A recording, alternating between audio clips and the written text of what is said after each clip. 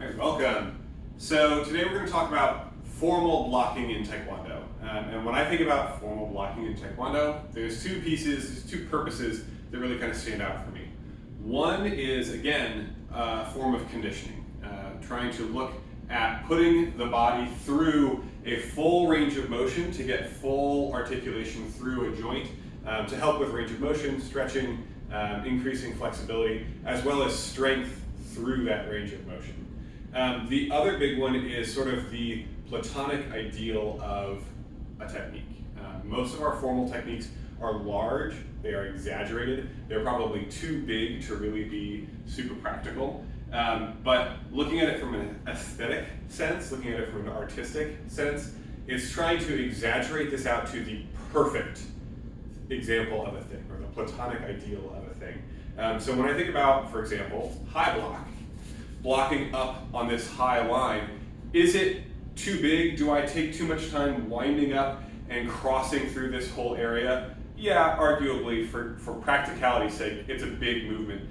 But when I get done, I'm in this platonic ideal of blocking my high target from any attack coming on the straight line or on the overhead line. So it's really good structure. It's really built around trying to make sure that all of this is supported well with the various body structures, with the muscles and bones, as well as having a solid stance to then support it from the shoulder girdle down. So let's look at a couple concrete examples. The first one that we always look at is low block. And for low block, we're going to start in horse stance. So horse stance, taking this double wide, double shoulder width stance, sinking into the hips, tailbone tucked, back is upright, shoulders are square, just like before. Now we've looked at middle punching on this line, and the other hand comes back to chamber at the hip. This time we're going to look at doing a low block. So low block is going to sweep from about your middle target all the way low, covering anything from gut to groin, maybe a little bit of the upper legs, but we'll see. For all of our formal techniques, there is a point where the hand that is not doing the technique is going to just kind of hang out in space here. That sets my distance. It also gives me something to pull to set off my push and pull interaction. So one hand is going to point. The hand that is going to do the block is going to go to a chamber position. And this chamber position is unloading it to be ready to do the thing that I'm planning to do. When we're punching, the chamber position is back here at the hip. So I'm set up, I'm ready to punch. For the blocks, they're all going to have their own individual and unique chamber positions. And that helps to distinguish which block is coming. So in this case, the low block chamber, I make a fist, I'm going to put it on my opposite ear. So not like all the way wrapped around my head, but almost like if I was holding a phone to this far ear. I'm bending at the elbow stays relatively tucked down, it's not flaring way out, and I'm up at about my ear jaw level. At the same time, I'm pointing with the non-blocking hand, chambering with the blocking hand. And then they're going to both move together. Pointing hand pulls back to my hip, rotating back to that palm up posture.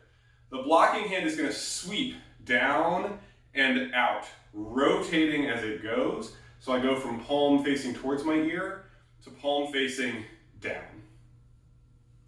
When I complete the block, again, I want a slight bend in the elbow. I don't want to ever get to the point where I'm fully extended, fully locked out, because that puts my joint at risk. So a little bit of bend, sort of like if I was hanging out naturally and there's about this much bend in my arm, that's how much bend I want there to be when I'm doing my block as well.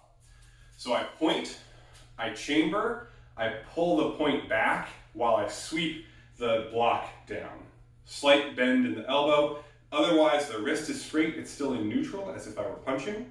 And where I'm going to end up here is just at the level of my hip. So I don't need to sweep all the way to the outside here. I'm just trying to clear to my torso. So I point and chamber, and I'm sweeping that across. As far as how high this is, it's not all the way up here, it's not all the way down here. We're going to go back to our magic distance. It's about magic distance from your thigh to your wrist. It's a little bit hard to see here in horse stance. It'll make more sense when we do it in front stance. So I point, I chamber, now we're doing the opposite side. So again, the hand that just blocked becomes my point. It just goes, hangs out in the center.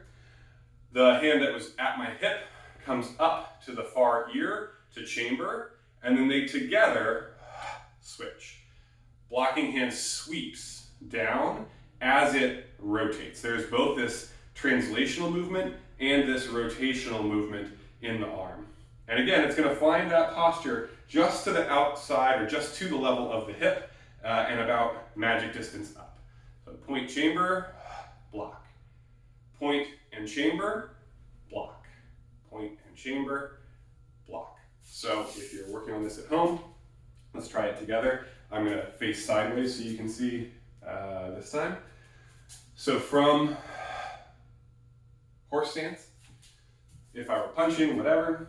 So from here, I point with the right, chamber with the left, block. All that comes together.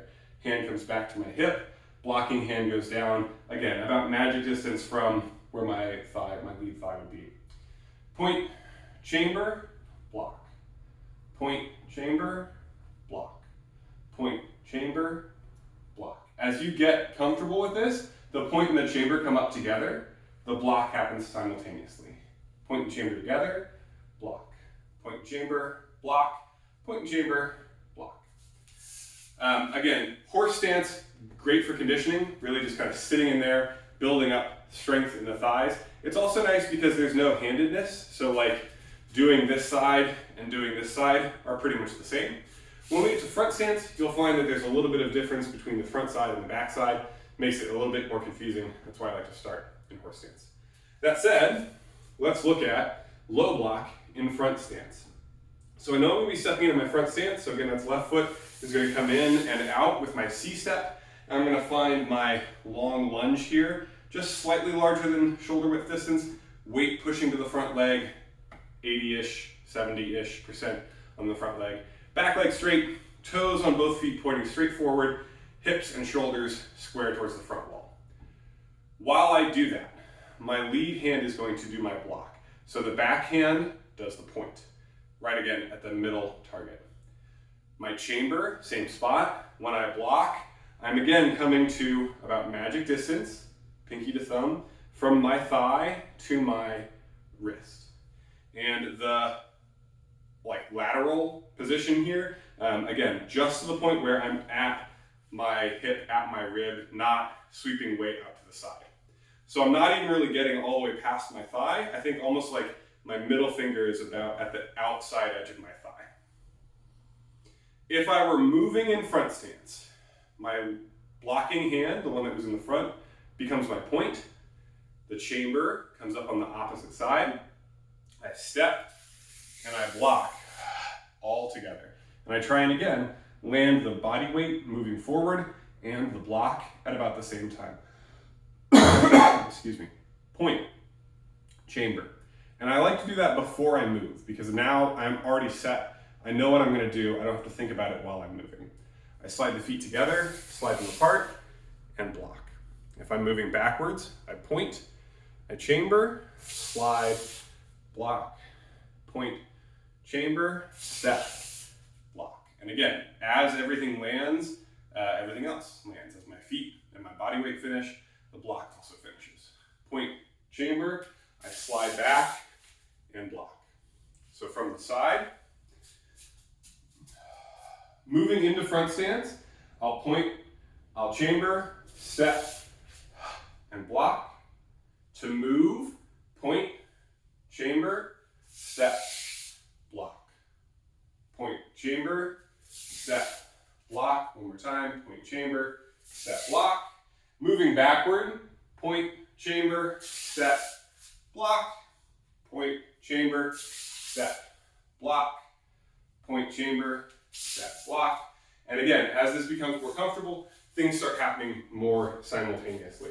So maybe I'm pointing, chambering as I start to move point, chamber together, step and block, point, chamber, step and block, point, chamber, step and block.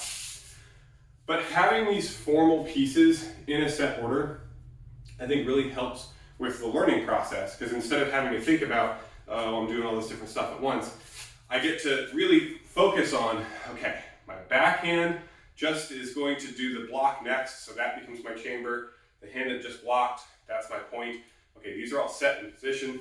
Now I can start moving, and from here, I only ever finish this way. I always, from my chamber, do the block, from my point, pull back to my hip. So I don't have to worry about those. So I point, I chamber, I step, and I block, and all those pieces sort of come together as you get used to them. So that's the low block. Come back next time, we'll look at the high block.